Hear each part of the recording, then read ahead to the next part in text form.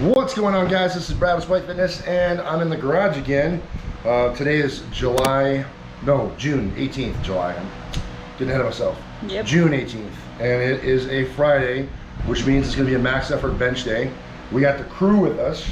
We got Dustin, we got Morgan, we got Seth. Pineapples. We got Judge Judy. We got pineapples. We got Judge Judy behind the camera here, Miss Nat herself, and yours truly. Going to get in and do some training. As you can see, everyone's starting to do a little bit of warm up right now. Wanted to make sure that we're incorporating a little bit of that rotator warm up because the rotator cuff can be susceptible to some injury. So we're just doing a couple sets of rotator work where we're just working that rotator just like this, and then also down here, going externally like this. A couple light sets just to flush a little bit of blood, not to try to stress anything out too much, but just get some blood moving and get the tissue warmed up a little bit to do what we're here to do, which is today's wedding warm-up is going to be a lying cable tricep. So you'll see how we set that up. We're going to work with the Viking press, which we haven't done in some time. We're going to go with a dumbbell skull crusher, as well as chest supported dumbbell row. So that's going to be a back exercise. So we're hitting a lot of tricep, we're hitting some shoulder work, and we're hitting some back work to get us prepped for our main effort, which is today going to be a 2-rep max with the slingshot and Ecco Arms. So it should be kind of a fun day, throwing a lot of implements into the rotation, things that you don't normally see, things that they don't normally see. So I know that Dustin hasn't ever played with the slingshot and or the Ecco Arms, so it'll be a new stimulus for him entirely. So looking forward to being able to show them something new, and then just have a little bit of fun with the training session, and then go with that 2-rep max. Should be pretty good. Get into some decent weight. So yeah, without any further ado, we're gonna go ahead and get into the workout, start doing the warm-ups. So hopefully you guys will stay around and check out the workout. Maybe it'll give you some ideas for your own stuff. And if you like the video, give it a thumbs up, and we'll kind of, I don't know if we'll talk to you as we go, but we're gonna get started and just see what happens. So here we go. Let's do this. Blah.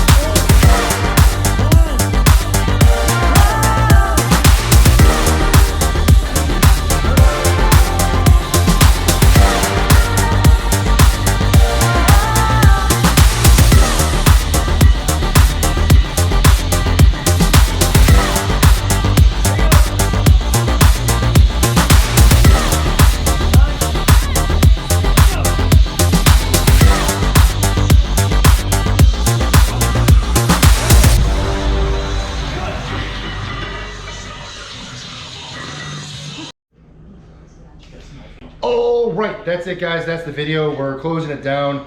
Today was a pretty insane session. Very warm, so just super hot and dripping sweat. And everyone else is kind of hot too. Want to just kind of quick recover or recap what it was that we did. We hit a little bit of a warm-up by doing some rotator warm-ups. So this is external rotation like this, and then up top doing more of an external rotation. Again, just to kind of warm up the rotator cuffs. After that, we went into the running warm-up. So we jumped in with the lying tricep cable. We hit the Viking press, we hit dumbbell skull crushers, and then we hit a chest supported dumbbell row. After that, we got into the main element, which was a 2-rep max with the slingshot, and then we were using the Ecco Arms. So that is an eccentric overload. And you know, it was the first time for you two, for Morgan, for Dustin, to play with either of those implements, either the slingshot or the Ecco Arms.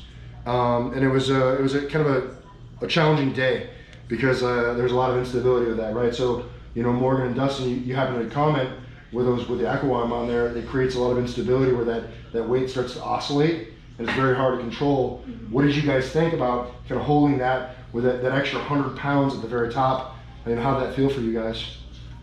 I liked being under all that weight. It was awesome to know that I can be under that weight and control that.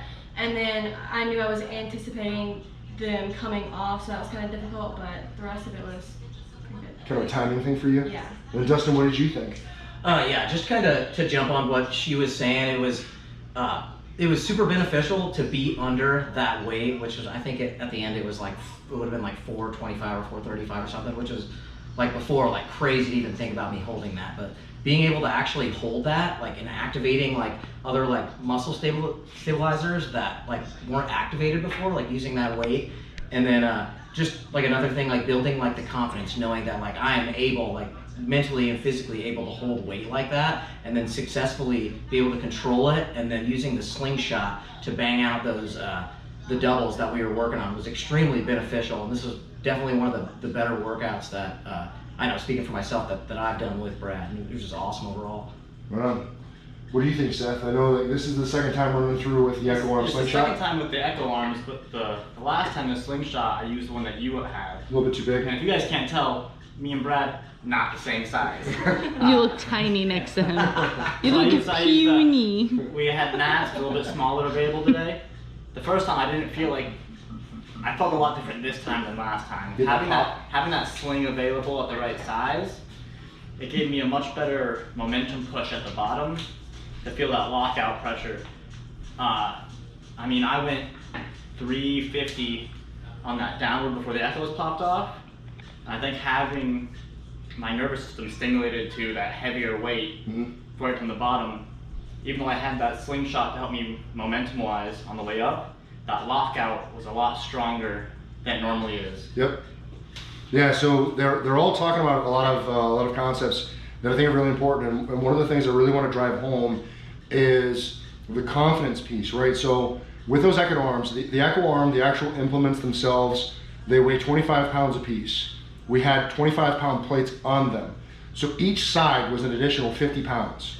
So whatever any of us had at the very top on that first rep, we were holding and supporting an additional 100 pounds over whatever the bar weight was. And like what Dustin and Morgan were saying, it's a huge confidence booster to be able to hold that weight and know that you can hold it, and then be able to descend with it under control and not be overwhelmed by that weight.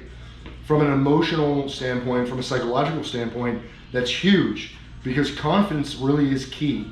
If you don't have the confidence to do what you're doing, you're gonna have that internal governor restricting you from being able to do the thing. And you'll see it all the time with people that are performing movements, right? Like once they make, somebody might be really proficient benching with like 215, right? But the moment they put that extra plate on there for the 225, all of a sudden, it's just like they just can't do it, right? And it's really only 10 more pounds. What you see there is it's a huge psychological roadblock of that additional plate. But if we can break through that psychological roadblock of knowing that, yeah, I can hold this and feel comfortable under some significant weight, we can allow ourselves to kind of go past that internal governor and be able to reach for more and more weight. So building that confidence is hypercritical to being able to continue to build the strength and continue to push that envelope into increasing weights and things like that. So that's huge.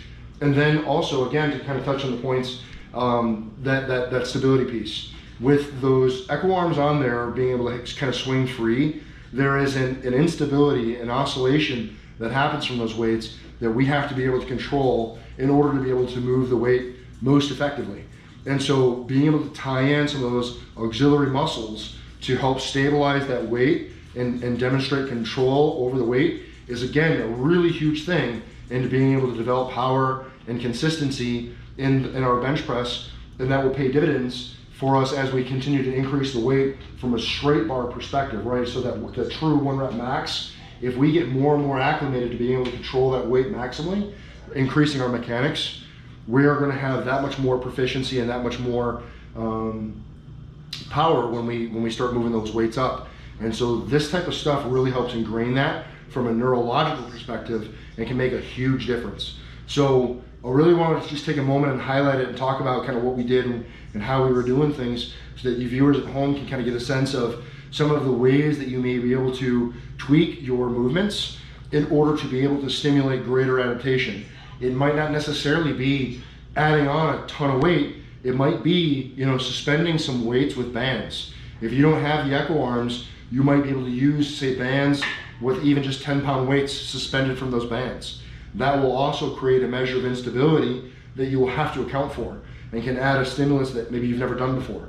So there's lots of ways that you can kind of get after this. And if you guys have any questions, comments, or concerns, you can drop in the chat box below. I will respond, so I can kind of help give you some ideas about what you might be able to do with whatever your individual setup is, wherever you may be.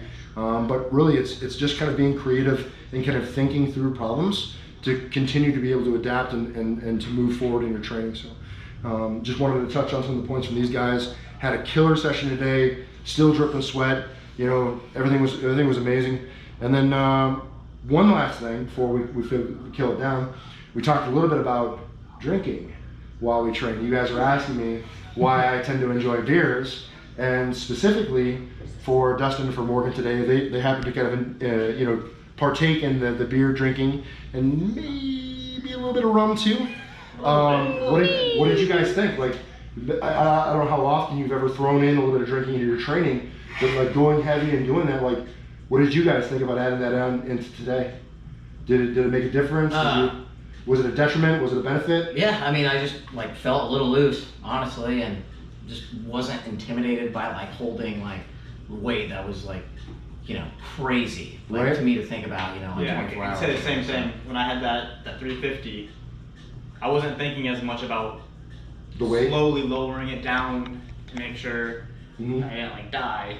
Right. I was I felt it. I got this.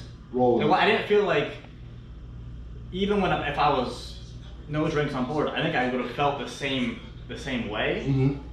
But I would have been more apprehensive, not off of what I felt, but just off of my brain trying to protect itself. Right. So I felt the weight. I realized, hey, this isn't going to hurt me. Right. And I had no problem going down and shooting up. So reduced inhibitions. Yeah. So Morgan, what did you think? Did you experience anything on that spectrum? Well, I felt good. I mean, drinking's never bad. But as for the actual bench, I don't think I really don't know. I still felt a little nervous because I remember they said, let's put 10s on. I was like, ugh. So I still felt a little nervousness, but I still felt good. So I don't know if it did anything, honestly. So Jerry Didn't feel bad though. Jerry's out for Morgan. Yeah. But so from a I guess more of a 9. what? 9%. 9%? I don't know what that is. 9%. 9%. Just to be kind of responsible, right? I do want to encourage you guys, not to be, drinking if you're not of age. And if you're gonna experiment with a little bit of alcohol use while you train, make sure that you do so responsibly and do so in small measures, so that you can be in control. I don't do what I do to get out of control. I do what I do to kind of take the edge off. And so for me, I feel that, Dustin kind of touched on that. Morgan, maybe not so much. And it very much might be an individually based thing. So individual results may vary, but that's kind of what I choose to do and works for me. If you haven't tried it, maybe give it a whirl and see what you think of it. But again, make sure that you're doing so responsibly and not putting yourself in a position where you're going to be injured or whatever. So having people around you to be able to support you while you do it, probably a better bet. So just food for thought. Again, we're going to close this one, close this down. If you guys have any questions, comments, or concerns, leave it in the chat box below. I will respond. I appreciate the dialogue between me and you all, and I always appreciate the opportunity to kind of be able to weigh in and help. I want to thank you guys for your continued support, for continuing to watch the videos, the thumbs up, and all that stuff. And for those of you that have joined the channel, thank you very much. If you've seen a video or two and haven't subbed up yet, I wish that you would. It'd be nice to help continue to grow the channel and have you guys join the family. And remember, guys, no matter what it is you think you can't do, find new interesting ways to get that adaptation and continue to stimulate the training response. Sometimes you just got to do things very different than what you normally do. But that's never going to happen if you don't get in and train despite. You're either going to find an excuse, you're going to find a way, and I hope that you guys continue to find a way. Thanks for watching. I'll see you in the next one. Peace. So extra. Yeah, you left the camera at 6%. And sweaty now too. Yeah, freaking wet. It's dripping. I got a puddle underneath it. I was literally washing up the whole time. Yeah. Yeah.